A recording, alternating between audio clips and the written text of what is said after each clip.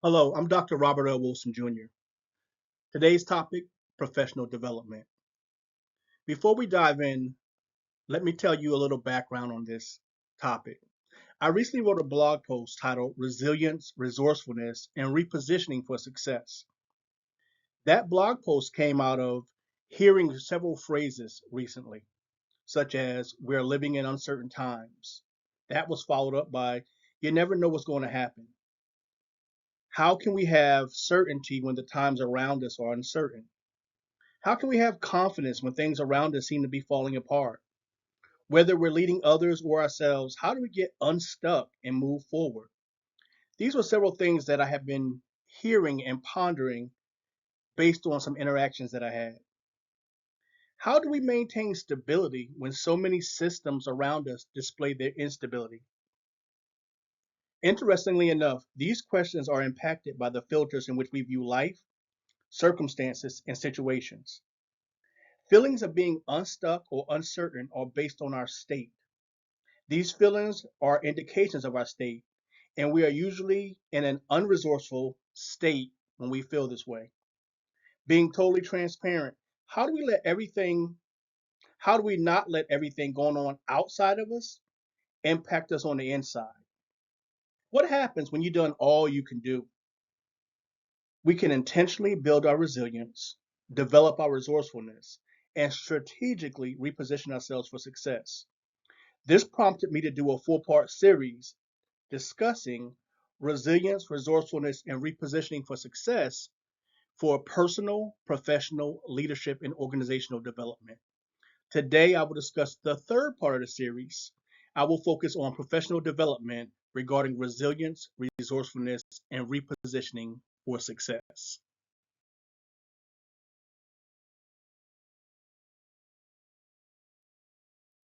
As we move into our discussion, the first area we want to discuss is resilience. There are two elements when we talk resilience: resources, either individual or collective, and mindset, what you're thinking and how you're thinking. According to Dr. Unger, who does a lot of work focusing specifically on resilience, he says two important critical elements of resilience is having resources for you as an individual or collectively as a group, and the mindset as an individual or group, how you're thinking and what you're thinking. Having access to resources can help people to pivot, grow, adapt, and be resilient because they have the things and resources necessary to assist them in the process. What and how you think is a powerful part of our resilience. A positive mindset can be the difference in how we react versus how we respond. I'm going to say that again. A positive mindset can be the difference in how we react versus how we respond. Our mindset gives us the ability to shift our perception or what we think, such as what can I do, allows us to shift versus what has happened to me can create a whole different narrative and opportunity for resilience in a variety of life circumstances, situations, and interactions that you may encounter, and also how you might experience that. So, Robert, how does someone incorporate building resilience professionally? Based on the definition and the components necessary to build resilience from Dr. Unger, it's critical that you have accessibility to resources available in professional environments for us individually and collectively so that we can intentionally and strategically assist us with cultivating a mindset to embrace and demonstrate resilience. A great example of this is an EAP program or an employee assistance program that provides resources such as coaching, mentoring, books, online resources that promote wellness, life choices, and other opportunities for professional success.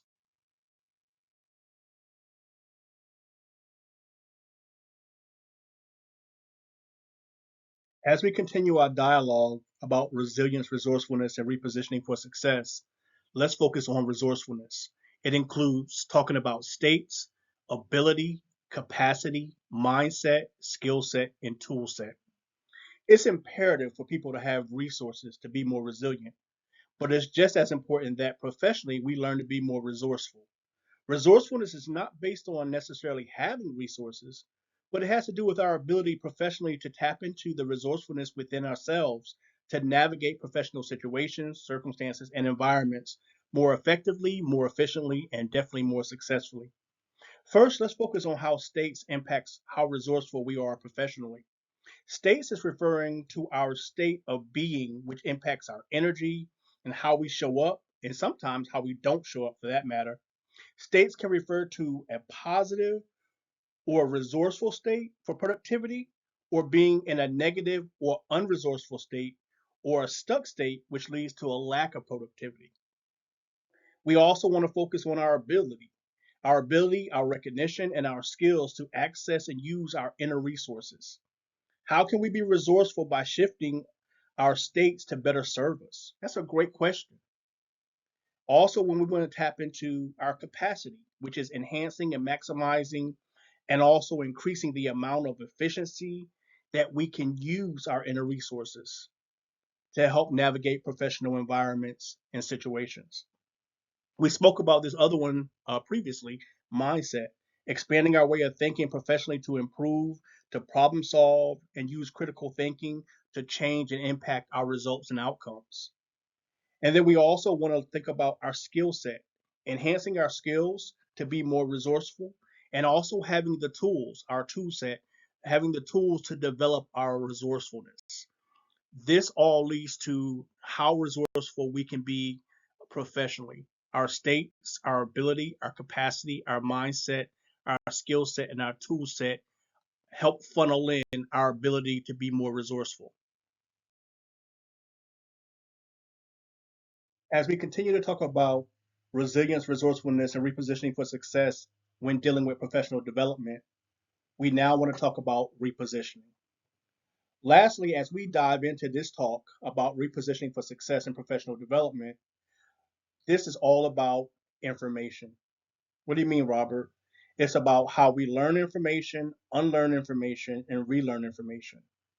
Let me say that again. Learning new information, unlearning old information that no longer serves us, and relearning information to repurpose how we use it to be more effective in our professional environment, situations, and circumstances. Professionally, this may happen through work, or this can also happen individually. The purpose here is that we have a process in how we use the information professionally may change the trajectory of our impact, our influence, in a professional environment and space. So it's really imperative that we acquire information and think about how we communicate information, because that overall impacts and influences how we function and how we operate professionally. Now that we've talked about resilience, resourcefulness, and repositioning, let's talk about how we can put this into practice. The elements that we're going to focus on here is training, tools and resources, coaching, mentoring, and professional communities. So now again, let's talk about implementation and putting the information that we previously discussed into practice. I'll use myself in the work I do to assist with understanding how implementation works and can be effective. Professional development includes education, development, and training because they're all interrelated and interconnected. For example, I provide training that focuses on self-awareness, self-education, and self-mastery. This helps individuals or groups to see their value and worth first, then how it translates professionally, which has a professional impact and influence on how people show up. It adds value and it extracts value. This also helps build resilience, develops resourcefulness, and helps shift the mindset and a perspective into how we see things, which is our perspective, and how we do things, which is our performance professionally. I also provide tools and resources that help individuals or groups focus on the inside to get results on the outside, such as a variety of things like journals, progress trackers, and books. They all help with things like goal setting, action planning, and monitoring results. This is instrumental in effectively navigating a professional environment.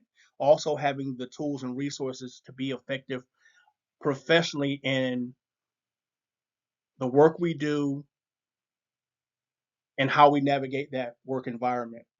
This is instrumental in navigating the environment, but also providing opportunities for individuals, groups, and organizations to develop a more professional environment. Things they can use is coaching and mentoring, and also facilitating professional communities. These things can strategically expand people's ability and capacity to enhance their skill set, shifting their mindset, and then giving them tools and also expanding their tool set within a supportive community to more effectively navigate professionally. So, again, when we talk about professional development, implementation of training, tools, and resources, coaching, mentoring, and utilizing professional communities can help to build resilience, resourcefulness, and help professionals reposition.